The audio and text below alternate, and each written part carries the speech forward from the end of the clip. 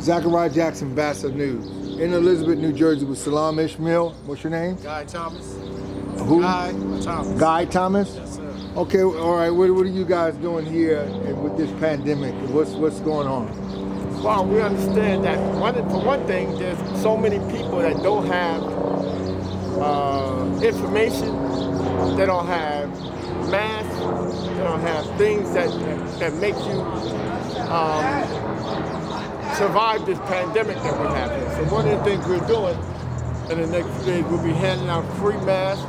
We'll be handing out flyers to encourage the people that need to get a test. I'll give you a copy of that. And we're basically trying to inform the public, educate the public, and motivate the public to this pandemic that we have here. And that is not nothing to play with. It's not nothing that we should take for granted, specifically among African Americans. We have right now in New Jersey, there's over close to 10,000 people died, over 100,000 that have the virus, and so we have to be one group that's out there engaging the community, in the pockets of the community, not the outer streets, the inner city, spots where homeless hang out, where the young people hang out, that's not taken for granted for what needs to be dealt with. And that is, you have to be proactive in this. You have to wear masks. You have to be able to watch where you go, what things that you touch, and all that kind of stuff. So we're here to basically engage the community and hopefully save some lives. Guy, you've been out here with Salaam, and I guess you're out here also informing the people. Have you seen any change since you guys have been out here? Well, what I did notice that there are a lot more people that are wearing masks and that are trying to protect themselves, but you have to understand we're in an urban city and we have an underserved community here within the city. And everybody doesn't have the means or the ways to possibly get masks or to possibly protect themselves. So what we want to do, what we aim to do, is try to reach out to the people who are underserved, who may not be able to be in a position to isolate, who may not be in a position to get a new mask that day, whatever the situation may be. Of course, it all comes down to economics and being underserved, and these are the people that we forget about as, collectively. Like, of course, you want to take care of your healthcare workers and your essential workers and things of that nature, but nobody talks about the underserved community. And then we have to understand also that black people in particular are disproportionately affected by this pandemic. So we definitely have to be diligent in keeping ourselves safe and keeping our families safe. Because like you have these people behind us who are out here all day, and they're in communication, they're in contact with each other, and they can possibly catch it here and then bring that back to their own homes. So we just want to educate them, and we just want to at least give them a chance or give them an opportunity to keep themselves safe. What have the response been? The response has been mostly positive. It's been mostly positive. Anytime, you're helping or you're doing something or being proactive, like he said, or you're helping the community, you normally get a positive response. Now, of course, not every single person is going to respond positively, but overall, it is a positive response, because what it does when we come out here, it shows that somebody cares. That somebody cares about them, that they're just not forgotten, that they're just not a forgotten segment of the population that nobody cares about because either they're not an essential worker or they may not have a job at all, or whatever their situation may be in life.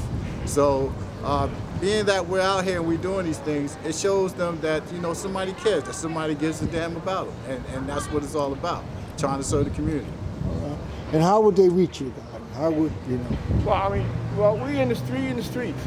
Basically, we're in the streets, so they could just... Streets, Elizabeth, New Jersey. In Elizabeth, there's other folks that are doing stuff all over the country. You have grassroots organizations doing things all over the country. We just one group that's out there that's interfacing with the community, educating them, making them understand the importance of this disease and how devastating this disease is.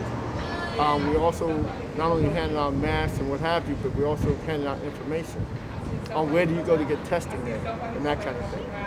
And the local spot in Elizabeth at King University, which is on the outskirts of the city, is still we're encouraging more testing inside the city, in this part of the city. Okay, all right. And you're at the train station today. If anyone don't have a mask, I see you got masks in your hand. And you prepared to give them out and things of that nature. There's some that have masks. There's many now, particularly at the train station. You can't get on none of the public transportation without a mask. So they would have. That's trains, that's buses. Yes. That's even service cars. You have to have a mask. So if anything else, we want to get let that be known. One thing I would like to add, excuse me, I didn't mean to cut you off, but one thing I would like to add, what Mayor Ross Baraka did over in Newark, I commend him for. What he did was set up testing sites to make sure the underserved and the forgotten people of the community are tested just as well as the people who have health insurance and other people and the people that they deemed important. I give him credit for that. I would like for maybe if Salaam could reach out to somebody and we could possibly implement that here, where we can get a testing site right here at the train station or other parts of the city where, you know, people congregate and they're underserved so they can get tested. Because In this town, do your mayor do a day-to-day briefing on the COVID? And who is your mayor in this town? Mayor Chris Bowers, he's the longest-term mayor in the state of New Jersey, serving almost 30 years. And no, he don't give a day-to-day update like most of the urban city mayors does, and even some of the smaller cities. Why? I don't know. He leave it up to the governor to give his daily State address. state address. However, as you all know, there's no one size fit all when you're dealing with this problem, because you got some urban community, like God said, some communities underserved, some communities have insurance, have doctors on hand, have those kinds of things, and well informed. But communities like this, where the average income is around $38,000 and less, you know, you just don't have those kinds of luxury. So no, the mayor is not doing it. That's why groups like ours have to go out in the community and be the informer, be the one that engage the community, be the one that give them whatever their needs are to protect them for this dreadful disease, and not wait for government to do it. Okay. Salaam, if someone want to reach out to you, you have a number that they can reach you? Well, they can reach me on Facebook as Salaam Ismiall